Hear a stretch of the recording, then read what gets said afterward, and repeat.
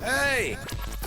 This is JJ and Alex. I made a name for myself, I told you I won't be denied. As you wrap up your day, it's time to get your fix of the teams you live for and the sports you love. This is JJ and Alex, presented by G2G Bars on 97.5, the KSL Sports Zone.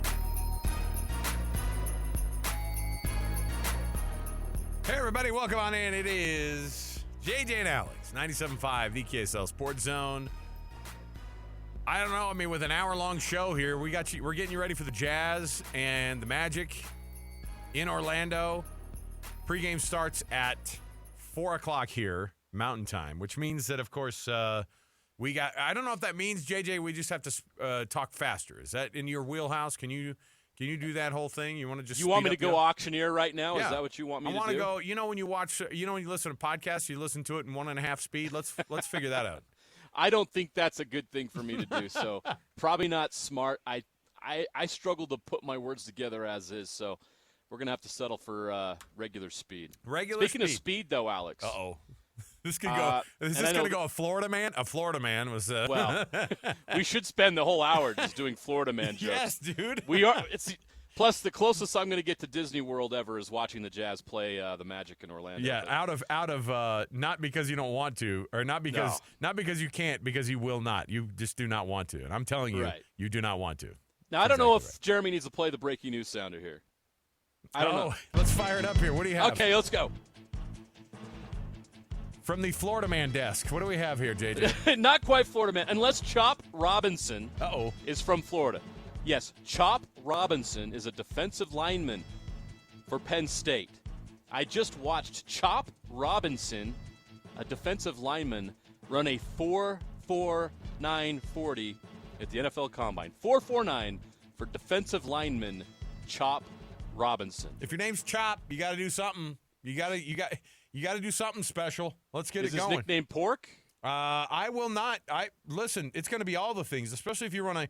Is that a record for the D lineman then? I have no idea. We need our crack research staff to go look that up right now. I did a little Googling. Yeah, I don't know what the fastest. Sam Farnsworth will be back to us here in a moment, but 4.49 from a D lineman's got to be close. Well, it certainly is one of those things. I'm trying to think of. I'm looking at all the different records for all the different. Yeah, I don't know. Right now, it just wants to show me all of the. It just wants to. Okay, here we go.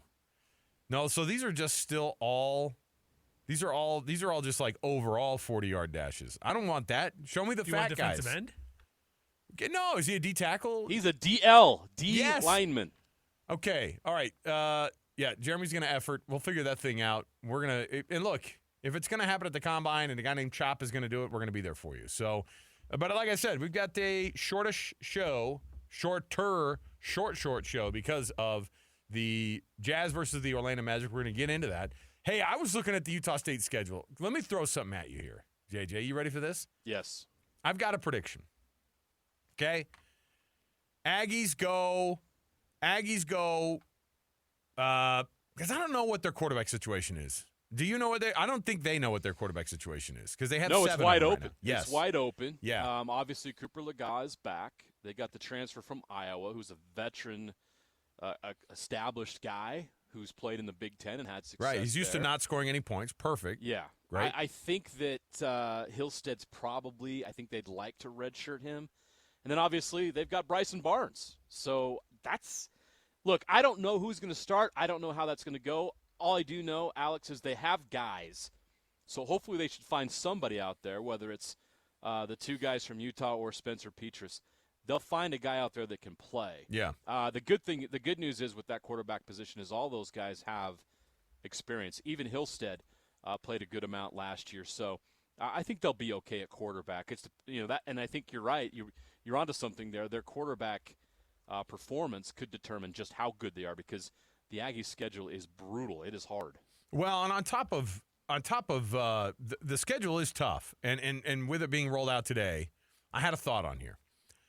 So they're going to host Robert Morris right out of the gate. Now, Utah State has not.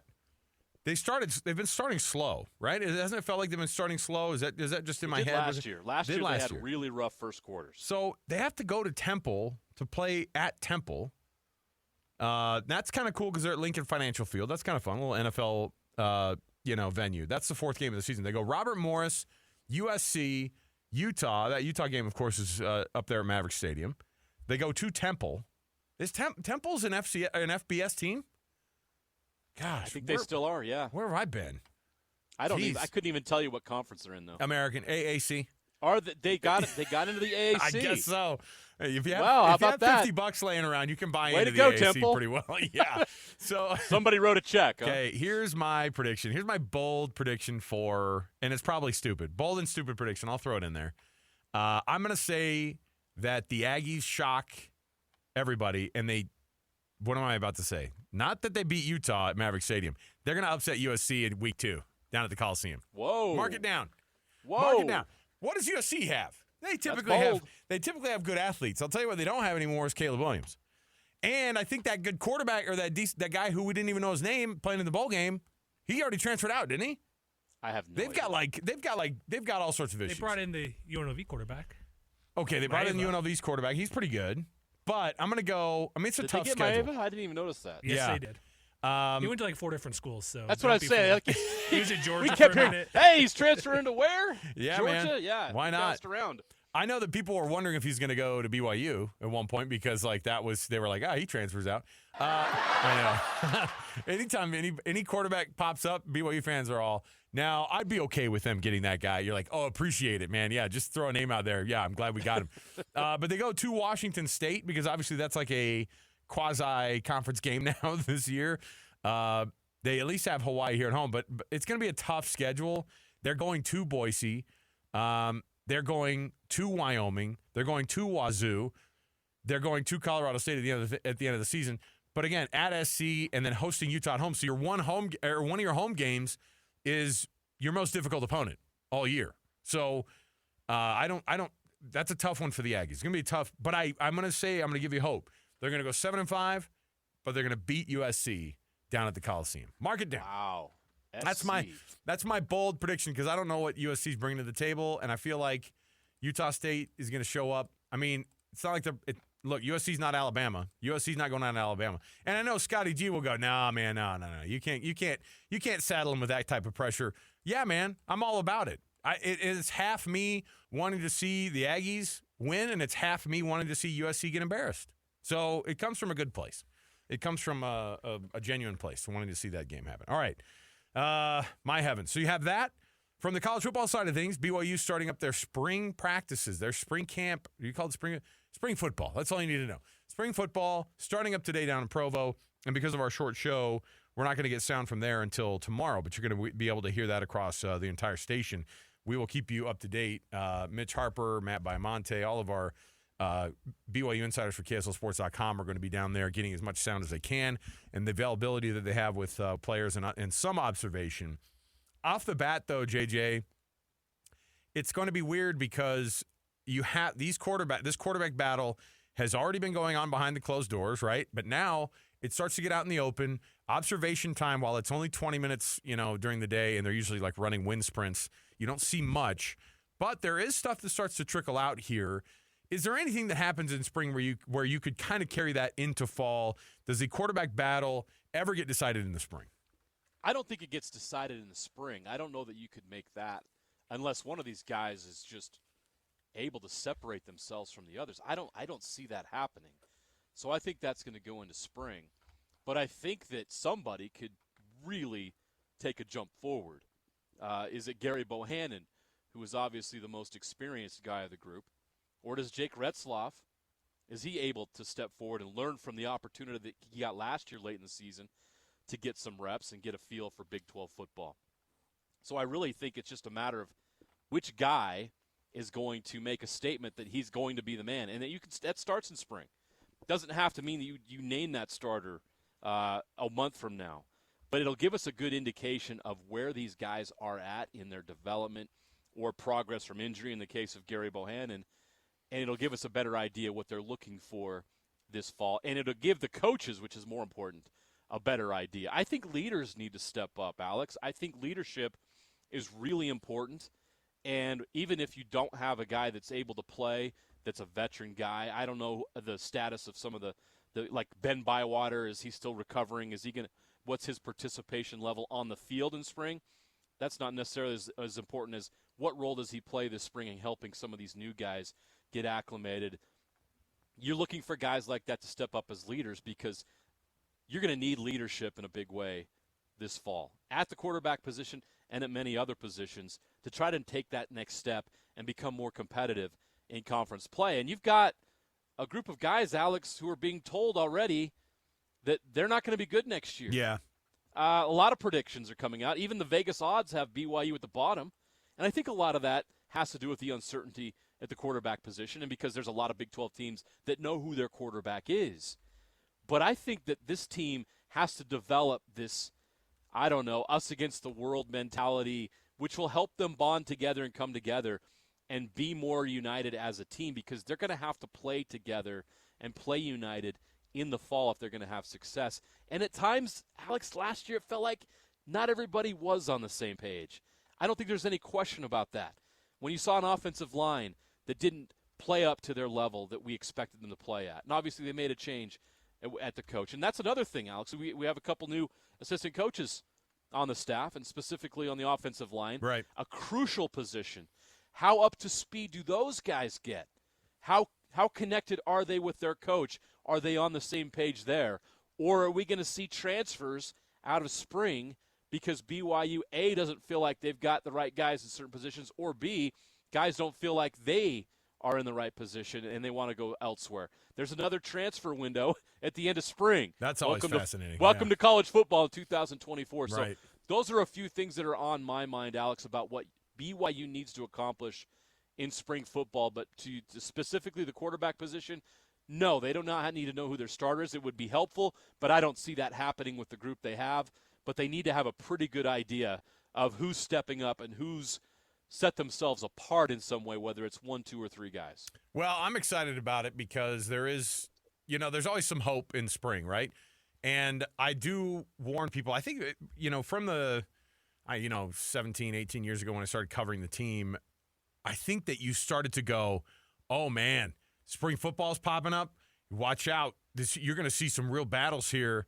And the reality is you don't get as much out of spring as you think you're going to. The coaches absolutely do, though. So don't short yourself on that. The coaches sit down with guys at the end of everything, and they go, hey, listen, we've loved you in the program, man. Like, it's not working out. Like, I'll write a recommendation for you to go somewhere else. They're going to have those conversations. Spring is one of those difficult conversations that you end up having. But I do love the 2 transfer portal windows because last year, at this time, I think we had already gotten the news that BYU was going to get Keaton Slovis, right? The transfer news had already happened with that. And so you got a full spring with him, right? And so you got to see that. But all that did was get people in the already thinking that he was further down the road than he actually was in terms of development, at least in BYU and in Aaron Roderick's program. And he just really wasn't. So we can convince ourselves that the stuff that happens in the spring is really, really important. And it's somewhere in between. Like there are guys who start to show up and they kind of highlight their name, but it's really fall camp when they make their real jump there. So we'll have our eyes on that one, and we'll make sure that we keep you up to date on that. But, of course, it is a Jazz game day, and we're walking you up to Jazz coverage. It's a little late here, but let's jump into the cut. Might as well. It's time for the biggest story of the day. This is What Made the Cut with JJ and Alex on 97.5, the KSL Sports Zone. All right, our program is always brought to you by G2G Bars, all natural ingredients, no preservatives. The G2G Bar, perfect for anybody who needs a quick, tasty, and nutritious boost. And also Trajan Wealth, TRAJAN Wealth.com. We have our Hercules Hero of the Week that's going to be coming up at the bottom of the hour. Your nominations coming in, and we have one for this week. Somebody who's going to win that $50 from Hercules Credit Union for being a youth sports volunteer in your community that's making a difference. So we'll do that at the bottom here. I do, by the way, have a few Florida Man up. I have a couple of Florida Man actual headlines from today, okay? Just today? Just today. Okay. Florida man pleads guilty to smuggling turtles into Germany and Hong Kong. So there's that. Give him the death penalty. You got to come down hard on that guy. Yeah. Florida man steals plane, crashes it, according to deputies, on the runway.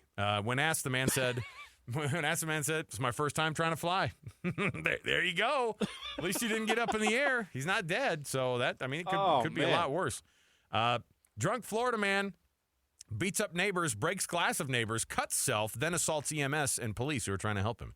So no meth involved in that, I'm sure, right? No. So that test was clean. We get you ready for the Jazz versus the Orlando Magic. I don't know about this Orlando Magic team. Are they ones that they're ahead of schedule, right, when it comes to some of their development? Although, is it really when they've been drafting dudes and getting early draft picks for kind of a long time, not the least of which is the latest was he number 1 overall last year? Yeah, or 2 years ago.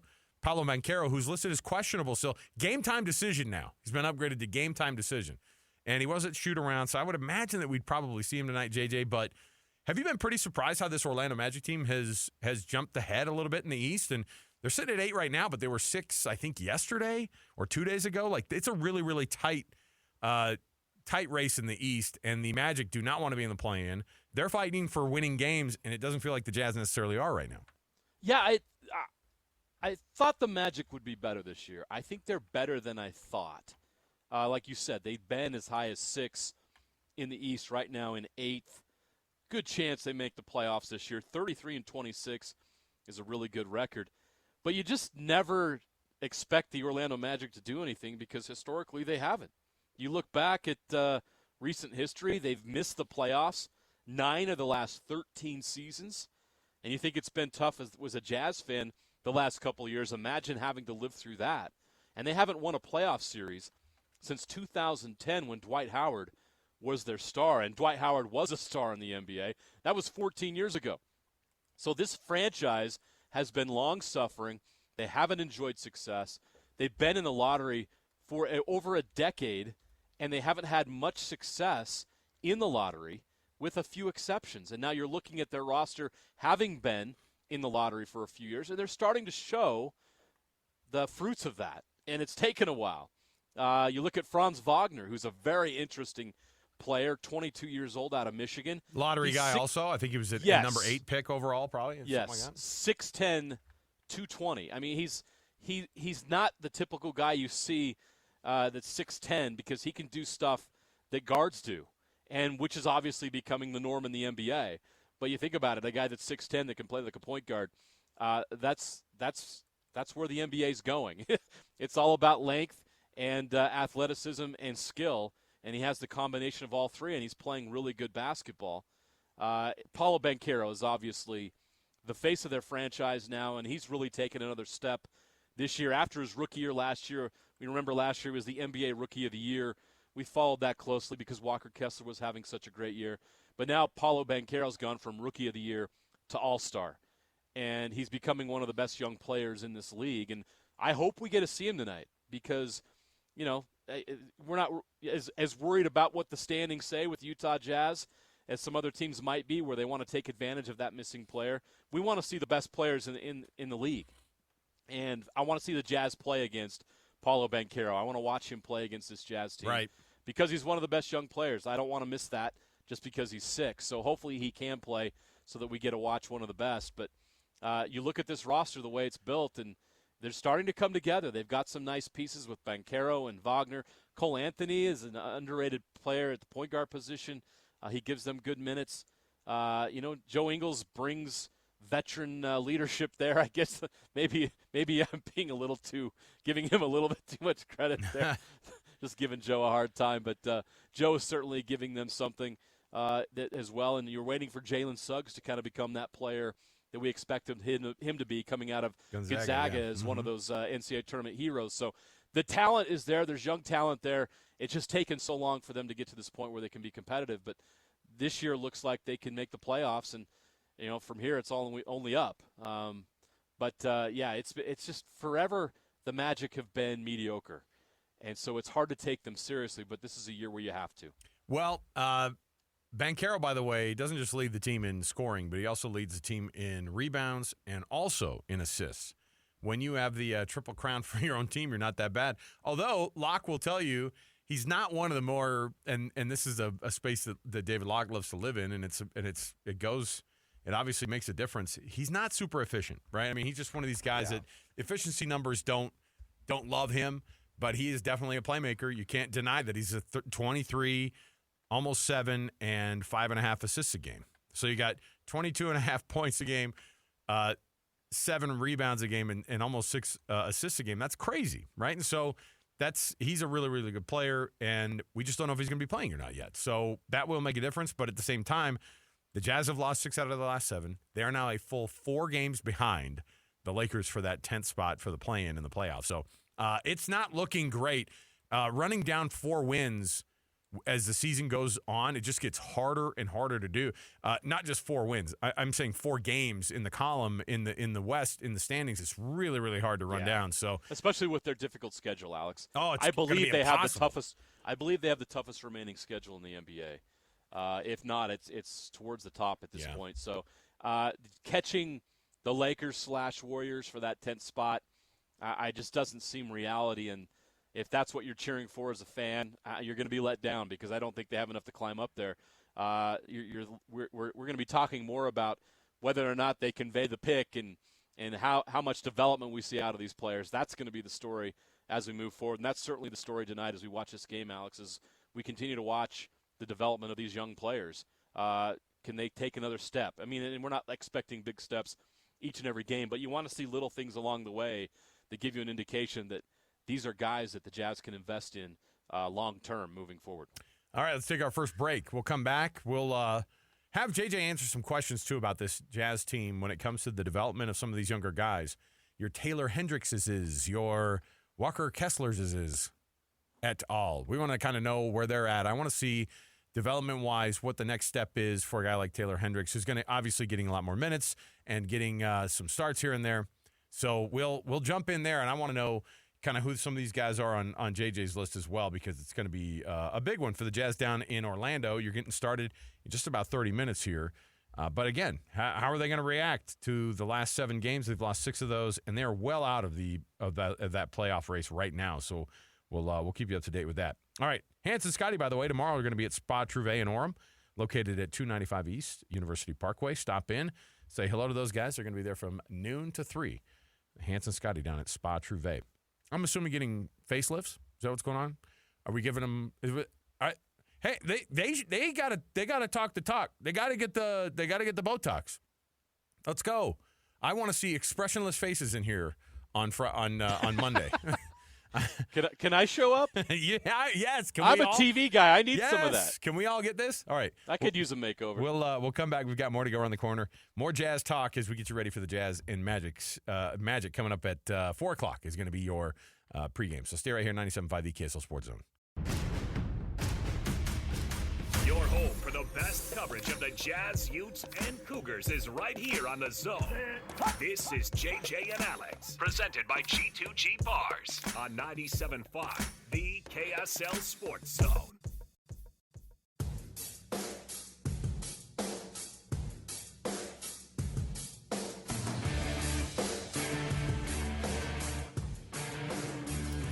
All right, everybody, welcome back. It is JJ and Alex, 97.5 the KSL Sports Zone. Lots to cover in just the next 30 minutes here as we get you ready for the Jazz versus the Magic. Pre-half and post-game, of course, hosted by Jake Scott and the coach Tim Lacombe. Get that right here on the home of the Utah Jazz. But also, of course, the call with David Locke and old Ron Boone, the Booner. All right, so here's what we got here. There's so many things for me to jump into here. I do have some questions, though, when it comes to this Jazz team. And, Jeremiah, you're going to have to be the guy who I'm going to lean on this because I have a hard time. You know how short-sighted I am. You know how low self-esteem my sports fandom is. I'm here to lift you up, Alex. Yes. I just don't – look, like I said, I have very, very – I'm short-sighted, but at the same – I just don't have the same hope that a lot of other people do. And when you tell me, hey, let's get ready for contention in 2028, I can't – if we have a Major League Baseball team rolling up a couple of years after that, I'm more excited about that than I am about, the Jazz maybe being good enough, in that time frame. So when it comes down to it, you've got a handful of things that I've got to try to figure out with this Jazz team, win, lose, or draw over the next 22 games, all right? What is it about Taylor Hendricks that you feel like the Jazz are really going to be super excited about over the next 22 games plus going into next season? I think it's easy to watch him and look at him, and you see the athleticism, you see the length, you see what the potential is at 6'9", with that wingspan and with his bunnies and what he could do on the court. What I really like, what I'm seeing so far, is a willingness to do the hard things, play defense. The Jazz needed somebody to guard Victor Wembanyama on Sunday. Guess who stepped up and did it? As a rookie, Taylor Hendricks, you're 6'9", you got to go guard 7'4" Victor Wembanyama, who has point guard skills at that size. We've never seen somebody like Victor Wembanyama, and you say, hey, Taylor, go get him. And you know what? He did a pretty good job. He did a really good job defending him. Did he stop him? Did he shut him down? No one's going to shut down Victor Wembanyama. But Taylor Hendricks really got into him. He took the challenge and went with it, and that shows me that he has a willingness to do it, to play defense, which is what you need in the NBA to separate yourself as a player. I mean, there's a lot of guys that his athleticism and size. What are you going to do to take things to the next level? What are you going to do to help your team win games? Are you willing to make a sacrifice here and there to help your team win a game? And I thought he was great in that game. So the fact that he could step out and defend a player that much bigger than him and have success doing it gives me a lot to be excited about with him and his potential. There's just so much untapped there you see. So when you have something positive like that happen, you're like, okay, there's that. That's awesome. And that's the approach you have to have with these players, because Taylor Hendricks isn't going to come out and go 20 and 10 every night. He's not going to go 3 of 6 from 3. At least we haven't seen that yet. Right. He's struggling from the three-point line. You expect at some point he could be between a 35 and 40% three-point shooter, because I think he has that potential. But right now you want baby steps, and I saw baby steps on Sunday. So there's a lot to be excited there. But that willingness to defend and get your hands dirty, that's what I really like so far. So there's not the idea of, man, I'm not seeing it. You know what I mean? Like, I know it's early. Not me. Right. There's obviously something that the Jazz see, and the athleticism is hard to deny, right? When you start looking at a guy like Taylor Hendricks and the stuff he can do, and you go, oh yeah, there's something there. There's something to be developed there. And well, let's talk about a guy who's in his second year, who we were super excited about at this time. And this is something that actually Ben Anderson, if you go to KSLSports.com and check out Ben's article, they do their mailbag for Jazz Notes, and one of the things that he actually brought up somebody had brought up was, is Walker Kessler not good right now? Is he not good this year? Has he gotten worse?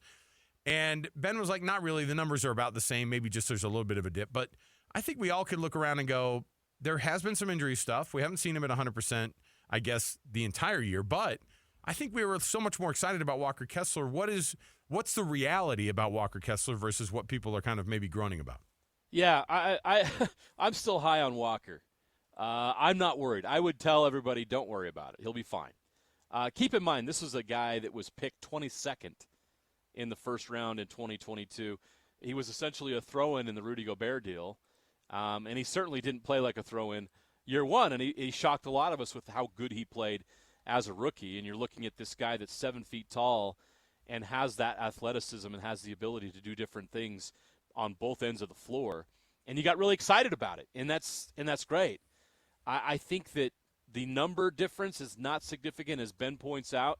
That's certainly the truth. I think the advanced analytics, there's a bigger difference there than there is with his just traditional statistics. But there's reasons for that, I think. And if you look back on the season, we remember he was very busy in the offseason, right? He played with USA Basketball. That was a difficult experience for him. I don't think he played as much as he would have liked, and I think it was maybe didn't go the way he wanted. But he's playing basketball right before the season. And so that was a lot to ask of him in his schedule as a young player to be doing that. It's great that he had that experience, but then he's been playing basketball at a high level a lot longer than everybody else this season. And then he comes in, he gets injured game one, has an elbow injury that kind of sets him back a little bit.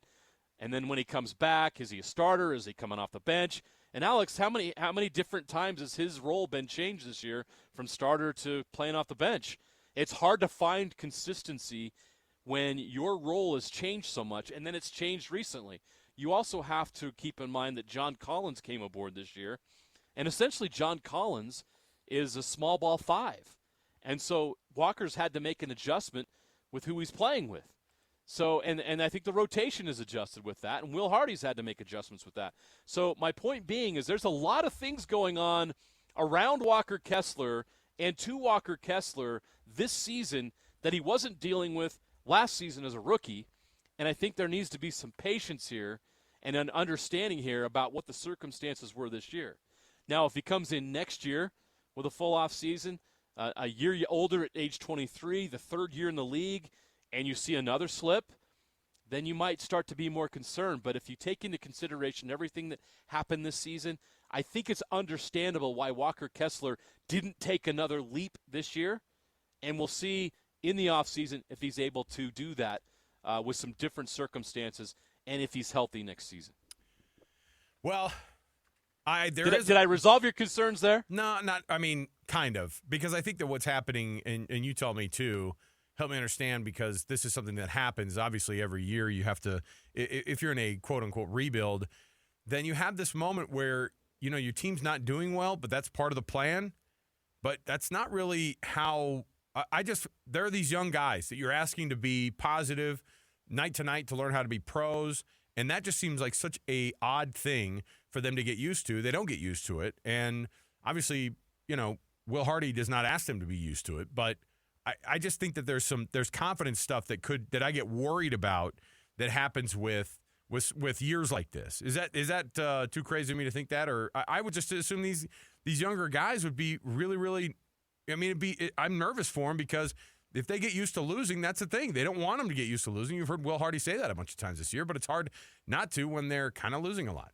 Well, that brings up a culture discussion, Alex. Do you feel like the culture, even though this team's not winning at the clip that would get them in the playoffs, do you still think that this franchise, and from the top down, is still developing and instilling a winning culture with this young team while they're struggling?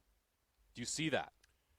Yeah, I don't know. Because I don't know what I don't know what's fair. going on in the locker room. So you say, I don't know, right? So that is fair. Okay, I don't know.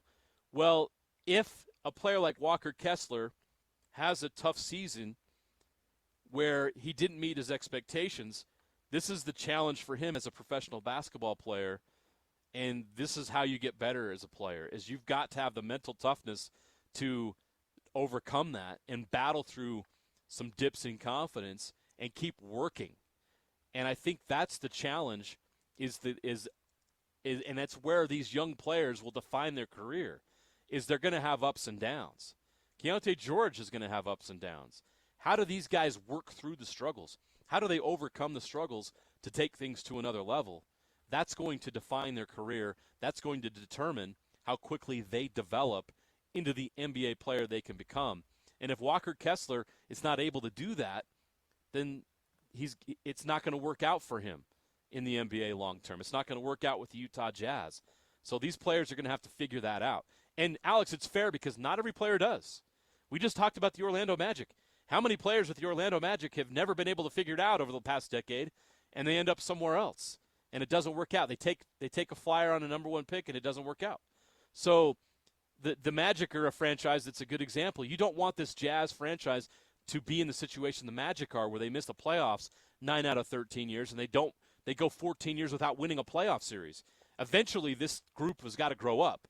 Eventually, all these picks have got to pay off. Eventually, the Jazz have got to turn all these assets — I hate calling people assets, but that's what they are — into a winning basketball team. All this is needing to develop, but it can't take forever. You can't be the Orlando Magic. And that's my biggest concern, is how soon can we see the fruits of all of this? How soon can Danny Ainge and Justin Zanuck turn these assets into wins? Yeah. All right. That's what I think every fan wants to know. We don't have an answer. They don't have an answer. Sure. Because we don't know what opportunities are going to come up. But I tell you what, if this situation becomes like a Magic situation, that's going to be pretty tough to keep fan interest on this club moving forward, especially if, as you mentioned at the top of this, if the MLB and NHL come to town. So that's something that this organization needs to keep in mind, is the marketplace here could change drastically in the next 5 to 10 years, and this franchise needs to have an urgency. Let's get to another break. Our last one right here before we get you ready for pregame show for the Jazz and the Magic. This week's Hercules First Federal Credit Union hero is Brett Cragen. He's been coaching youth sports in Northern Utah for 20-plus years, mainly coaches baseball and basketball for both rec and comp leagues in his area. Currently coaching his youngest son right now. He's always been the type of coach to get to go the extra mile for his team and to teach life lessons as well. So our congrats to Brett Cragen. You can submit your nomination, and you just go to kslsports.com/contest. You can listen every Thursday. We roll out our winner every week. And so Brett gets himself a $50 gift card courtesy of the folks at Hercules Credit Union for your Hercules Hero of the Week. kslsports.com/contest to make your nominations. We'll come back. We'll wrap things up here, and we'll get you ready for Jazz versus the Magic next. 97.5 the KSL Sports Zone. .com. You know what's coming. Your daily deep dive into everything Utah Jazz. It's time! All season long and even in the off season. It's Jazz Daily with JJ and Alex on your exclusive home of Utah Jazz basketball. 97.5, the KSL Sports Zone.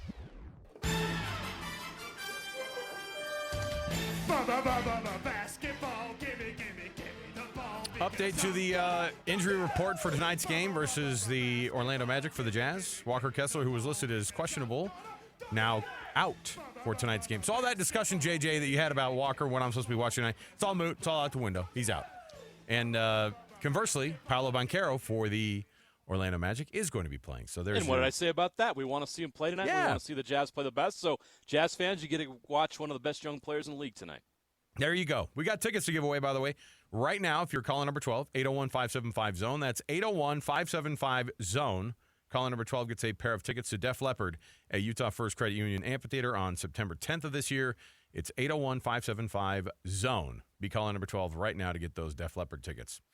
All right, JJ, before we wrap things up here, your thoughts on this one. Now that we know that Walker Kessler's not in, you're going to see a heavy dose of John Collins and probably a lot more Taylor Hendricks than maybe even you were anticipating. Yeah, we saw the Jazz really struggle on Tuesday night against the Atlanta Hawks, even without Trae Young. Now you're going to Orlando on the same trip. You're playing an even better team tonight that now has Paolo Banchero. I think the Jazz will play with a better effort, a little more intensity to try to make up for that bad performance. I don't think it's going to be enough.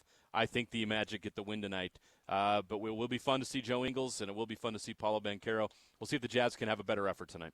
All right, there you go. We'll be wrapping it up there. Join us tomorrow, by the way. We're going to be on the road. JJ and I are going to be down at the 9th annual Slorex. That's right, the Salt Lake Off-Road and Outdoor Expo at Mountain America Expo Center there in Sandy. We're going to be there. All right, coming up next, Tim Lacombe, the coach, and, of course, Jake Scott on your Jazz pregame right here, 97.5, the KSL Sports Zone.